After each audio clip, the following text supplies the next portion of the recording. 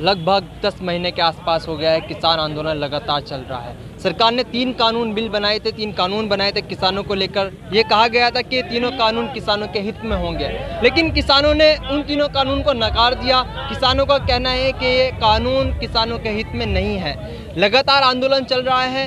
5 सितंबर में मुजफ्फरनगर के अंदर संयुक्त किसान मोर्चा की एक महापंचायत हुई थी, जिसमें लाखों किसान पहुंचा था। वहां से आह्वान किया गया था कि 27 सितंबर को भारत बंद रहेगा।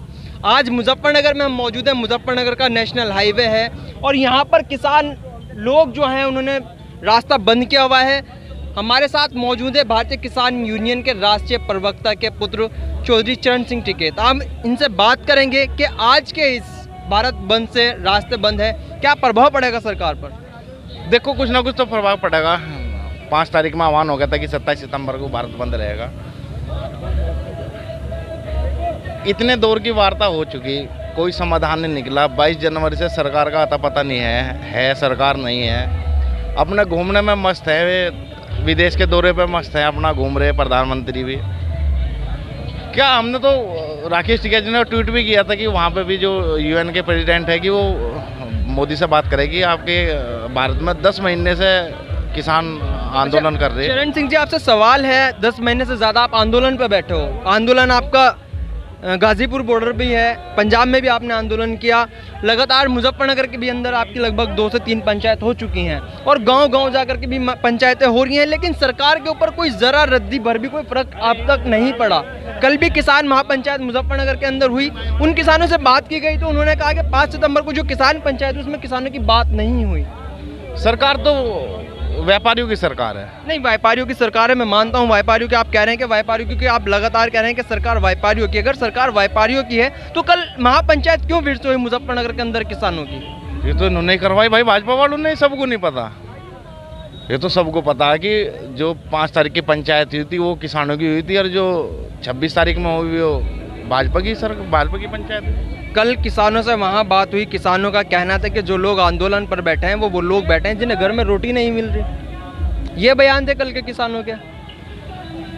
तो वे जो आंदोलन कर रहे हैं और ये भी कह रहे हैं कि जो 5 तारीख की महापंचायत थी वो सिर्फ एक राजनीतिक पंचायत थी, उसमें शक्ति प्रदर्शन दिखाया गया था। टिकैत जो यूनियन, भारतीय किसान यूनियन। नहीं, हमें क्या चुनाव लड़ना, हम चुनाव लड़ने के लिए हम अपना शक्ति प्रदर्शन दिखाओगे। टिकैत परिवार या भारतीय किसान यूनियन या संयुक्त मोर्चा से अलग चलेगा। हमें ना तो चुनाव लड़ना भाई और ना हमें राजनीति करनी। हम तो किसानों की लड़ाई लड़ रहे हैं। पिछले 37 सालों से किसानों की लड़ाई लड़ते आ रहे हैं और आगे भी लड़ते रहेंगे। आप किसानों की लड़ाई लड़ते आ रहे हैं, 10 महीने से ज़्यादा हो गए। पहले भी बहुत आंदोलन हुआ है। महेंद्र सिंह टिकैत ने आंदोलन किया है, राकेश टिकैत ने आंदोलन किया है, अभी भी आंदोलन चल रहा है। लेकिन ये आंदोलन लगभग 10 महीने से ज़्यादा होने वाले हैं, टाइम ज़्यादा होने वाला है। क्या सरकार अभी भी अगर नहीं मानती, क्या किसान कोई अलग निर्णय लेगा या फिर आंदोलन पर ही डटा रहेगा? क्योंकि सरकार का काम तो लगातार चल रहा है। सरकार पर जहाँ तक नज़र आए तो कोई भी फर्क नहीं पड़ रहा। कल ही की आप बात ले लें, यूपी सरकार ने 25 रुपये गन्ना पे बढ़ाए हैं। आप सहमत हैं उससे? नहीं, सहमत नहीं है। गन्ने पर और रेट बढ़ने थे, 70 रुपये के आसपास गन्ने पर बढ़ने थे। लेकिन लोग खुश हो रहे हैं कि सरकार ने 25 रुपये बढ़ा दिए हैं गन्ने पे। देखो, थोड़ा बहुत तो फर्क पड़ा ही है। जब कुछ नहीं बढ़ रहा था, कम से कम आंदोलन से 25 रुपये तो बढ़ गए। अच्छा, वो आंदोलन का ही फर्क है कि 25 रुपये बढ़े हैं? आंदोलन का तो बहुत फर्क है। आंदोलन ना होता तो ऐसे बिल बन गए थे संसद में जिसकी आप उम्मीद भी नहीं कर सकते थे। 2022 का चुनाव नज़दीक है। क्या इस आंदोलन, इस महापंचायत, इस तरीके का जो प्रदर्शन किसान कर रहे हैं 2022 के चुनाव पर, कोई फर्क पड़ेगा सरकार पर या सरकार फिर से सत्ता में आएगी? पड़ेगा, फर्क तो पड़ेगा। अब सत्ता में तो ये प्रमुख चुनाव में भी आ गए थे भाई। अब इसका तो कुछ इलाज है नहीं। अगर ये डरा धमका के यार जिस मेंबर के घर पर ट्रैक्टर जेसीबी खड़ी कर दी है, भाई तेरा घर तो टूटा चा तो वोट दे, इस दबाव में तो कुछ भी जीत सके, कोई भी जीत सके। आज के इस भारत बंद के बाद क्या आगे निर्णय होने वाला है भारतीय किसान यूनियन का, संयुक्त किसान मोर्चा का? वो संयुक्त किसान मोर्चा तय करेगा कि क्या रणनीति बनेगी। फिलहाल तो आज का निर्णय है कि भारत बंद का रहेगा, जो पूर्ण रूप से अपना सक्सेस भी होता हुआ दिखाई दे रहा है। ये हमारे साथ मौजूद थे भारतीय किसान यूनियन के राष्ट्रीय प्रवक्ता के पुत्र चौधरी चरण सिंह टिकैत। इनका कहना है कि सरकार जो कारोबारी हैं ये उनकी सरकार है।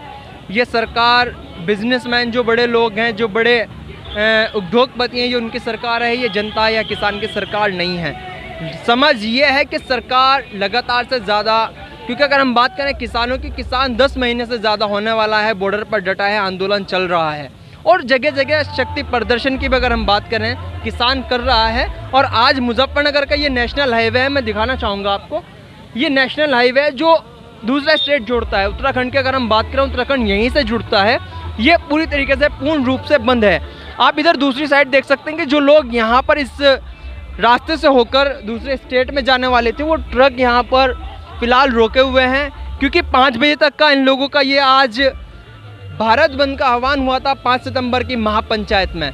और यहाँ पर देखा जाए तो काफ़ी किसान मौजूद हैं, यहाँ पर खुद अपनी निगरानी में किसानों की जो निगरानी कर रहे हैं राष्ट्रीय भारतीय किसान यूनियन के राष्ट्रीय प्रवक्ता के जो पुत्र हैं चौधरी चरण सिंह खुद यहाँ पर मौजूद हैं। काफ़ी लोग यहाँ पर मौजूद है, पुलिस प्रशासन भी यहाँ पर मुस्तैद हैं। लेकिन क्या सरकार, अब सवाल ये है कि सरकार क्या किसानों की सुनवाई करेगी? क्योंकि गन्ने की अगर बात करें, किसान से बात हुई है क्योंकि किसान पुत्र हैं, उन्होंने कहा कि 25 रुपये बढ़ाए हैं लेकिन पैसा ज़्यादा बढ़ना चाहिए था।